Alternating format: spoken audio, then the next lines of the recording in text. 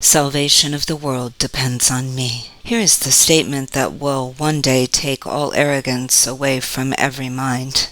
Here is the thought of true humility, which holds no function as your own, but that which has been given you. It offers your acceptance of a part assigned to you without insisting on another role. It does not judge your proper role. It but acknowledges the will of God is done on earth as well as heaven. It unites all wills on earth in heaven's plan to save the world, restoring it to heaven's peace. Let us not fight our function. We did not establish it. It is not our idea. The means are given us by which it will be perfectly accomplished. All that we are asked to do is to accept our part in genuine humility and not deny with self-deceiving arrogance that we are worthy. What is given us to do, we have the strength to do. Our minds are suited perfectly to take the part assigned to us by one who knows us well. Today's idea might seem quite sobering until you see its meaning. All it says is that your Father still remembers you and offers you the perfect trust He holds in you, who are His Son. It does not ask that you be different in any way from what you are. What could humility request but this? And what could arrogance deny but this? Today we will not shrink from our assignment on the specious ground that modesty is outraged. It is pride that would deny the call of God Himself. All false humility we lay aside today that we may listen to God's voice reveal to us what He would have us do. We do not doubt our adequacy for the function He will offer us. We will be certain only that He knows our strengths, our wisdom, and our holiness, and if He deems us worthy, so we are. It is but arrogance that judges otherwise. There is one way, and only one, to be released from the imprisonment your plan to prove the false is true has brought to you. Accept the plan you did not make instead. Judge not your value to it. If God's voice assures you that salvation needs your part, and that the whole depends on you, be sure that it is so.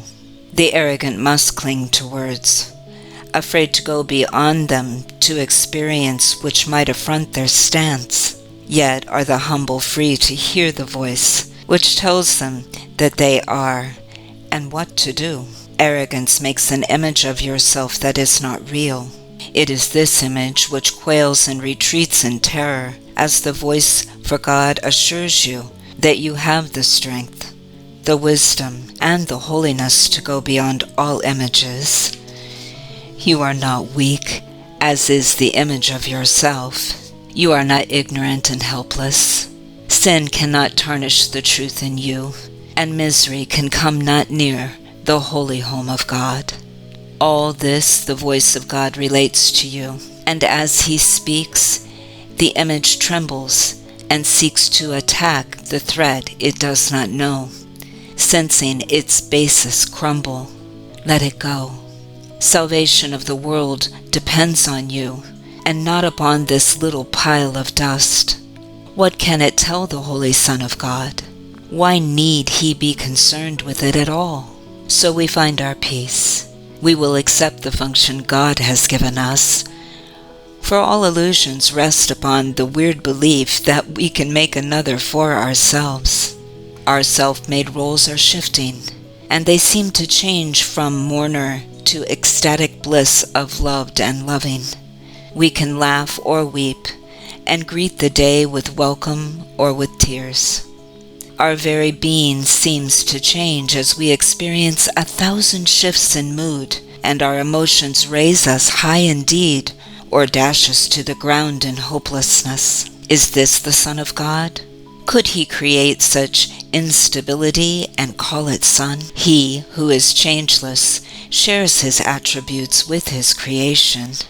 All the images His Son appears to make have no effect on what He is.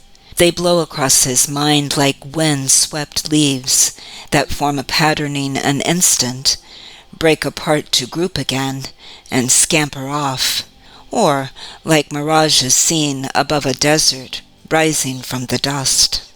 These unsubstantial images will go and leave your mind unclouded and serene when you accept the function given you. The images you make give rise to but conflicting goals, impermanent and vague, uncertain and ambiguous.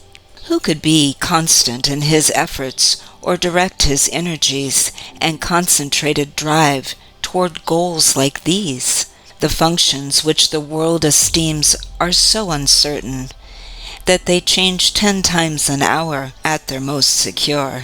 What hope of gain can rest on goals like this? In lovely contrast, certain as the sun's return each morning to dispel the night, your truly given function stands out clear and wholly unambiguous. There is no doubt of its validity. It comes from one who knows no error, and his voice is certain of its messages. They will not change nor be in conflict. All of them point to one goal, and one you can attain. Your plan may be impossible, but God's can never fail, because He is its source.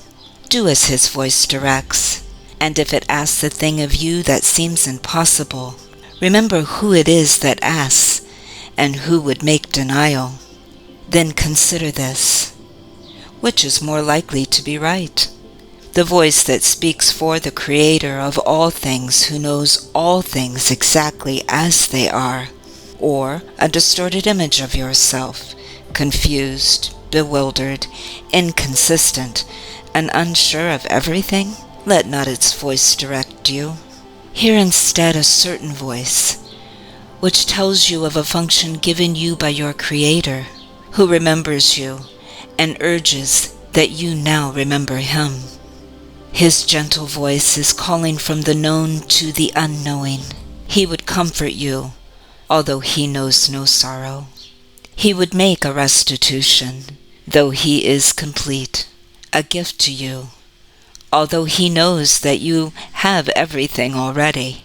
He has thoughts which answer every need His Son perceives, although He sees them not. For love must give, and what is given in His name takes on the form most useful in a world of form. These are the forms which can never deceive, although they come from formlessness itself. Forgiveness is an earthly form of love, which, as it is in heaven, has no form. Yet what is needed here is given here as it is needed.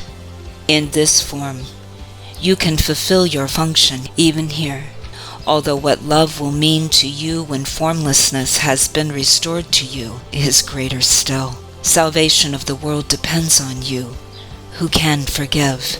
Such is your function here.